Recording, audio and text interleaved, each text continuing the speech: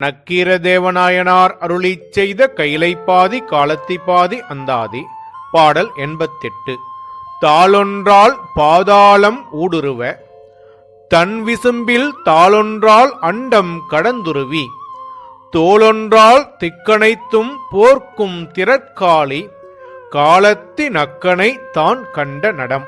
இதன் பொருள், திருக்காலத்தியில் எழுந்தருளிய சிறப்புக்கு இடமாகிய சிவபெருமான் காளியோடு நடம் ஆடும்பொழுது பாதம் ஒன்றால் பாதாளம் ஊடுருவ தன் விசும்பில் தாழ் ஒன்றால் அண்டம் கடந்துருவி தோள் ஒன்றால் திக்கனைத்தும் போர்த்து கொண்டார் என்று சிவபெருமான் காளியோடு ஆடிய நடனக் காட்சியை விவரித்துள்ளார்.